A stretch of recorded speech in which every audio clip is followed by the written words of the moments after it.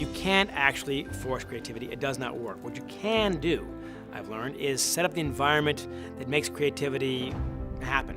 That's what Michigan does. We're now telling students, it's not that you go to college and then your life starts. Why can't I go out now and start to create nonprofits and institutions and organizations that are going to make a difference in the world now, not at some future date, right? So why not me? Why not now?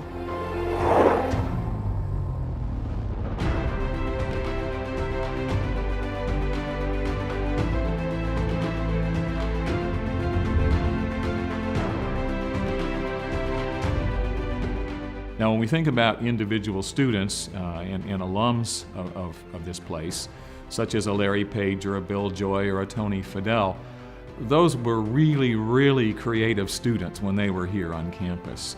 And so I think the main credit we take there is recruiting those types of individuals into our student body, which just provides an enriching experience for everyone. I came to university not at all knowing what entrepreneurship was. It was not a term I'd ever really heard before.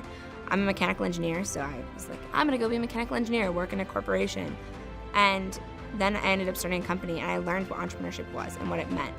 And the best description of it was actually by a founder here in Ann Arbor, Doug Song, and he described it like a drug. It's an addiction. It's your highest highs, it's your lowest lows. It's the hardest thing you're ever gonna do.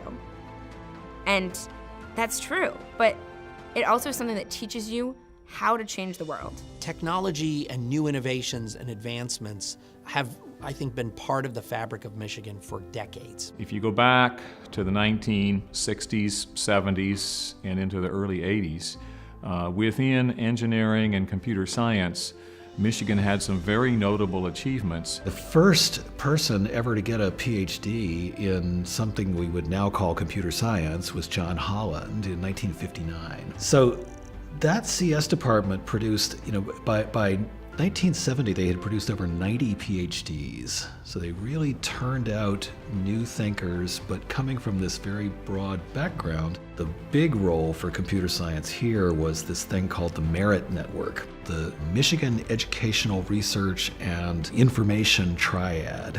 Merit was created to link the computers of the major research universities together. And so Merit was a pioneer in networking computers. So we had conversational computing, computing for all of the students and faculty that was conversational, and then the network that linked all that together. And then when Jim Duderstadt became Dean of Engineering, he put a major focus on research, and a transformation was begun. The early version of the internet, the ARPANET, which was a United States defense system, was created at the University of Michigan. And the internet has changed everything. One of the things that enabled the internet's success was Unix, which was Bill Joy's thing. And then at Sun Microsystems, of course, he made a company out of it. The notion always then is that we want to create people who are doing innovative and new kinds of things. It's about the kind of innovativeness of what people are trying to create.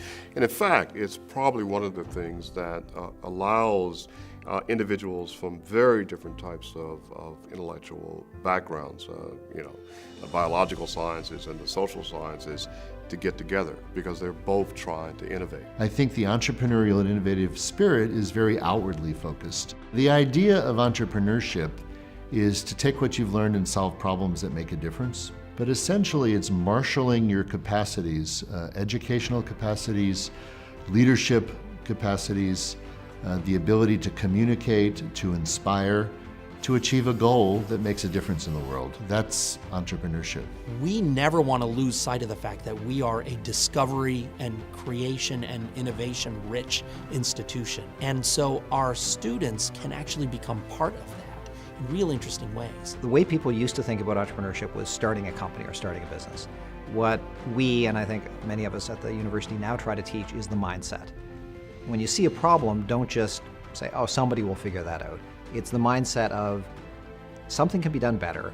I can do something about it, and I'm going to take action that will enable me to affect change in whatever that happens to be. But the reality is that the vast majority of our students will develop in many ways what are called portfolio lives, portfolio careers, where there will be several different things that they do over the time of their career and concurrently at any one period in time. And so as we develop these skill sets, we want them not only to learn through curriculum, but to also have role models and mentors through key leaders in the field that we bring back to interact with them. And then ultimately, finally, we want to empower them to develop their own organizations, their own initiatives. One of the things that has happened in universities, not just the University of Michigan, over the past decade really, is the emergence of entrepreneurship centers within different faculties. We've had Zell Lurie at the business school since 1999.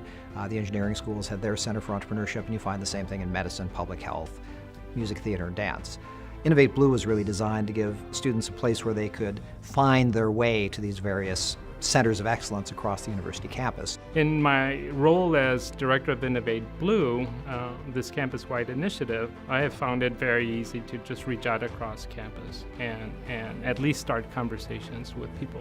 There's more than 15 different centers and programs and institutes related to entrepreneurship, so what we try to do is create opportunities for all of these individuals to get together, learn from each other, and build community. You meet those people who are going to be your co-founders. You meet those people who you're going to spend the next 3-4 years talking to, working with, building a business with.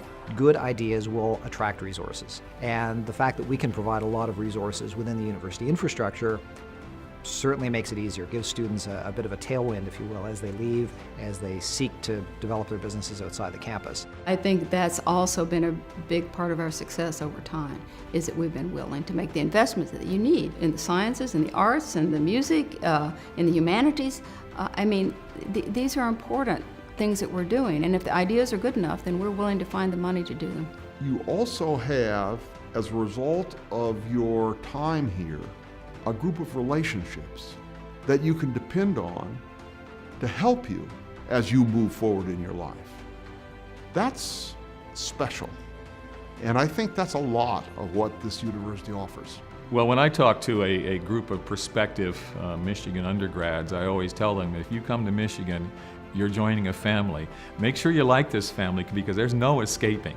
Everybody's connected to everyone. I've spoken to CEOs, I've spoken to millionaires. I've spoken to some people who are probably on the verge between million and billionaires who are U of M grads, who only spoke to me because I emailed them from an @umich.edu. And that's really special. That's part of the community. And hopefully, if I am successful in 30, 40 years, I can do the same thing. Made possible by the Stanley and Judith Frankel Family Foundation.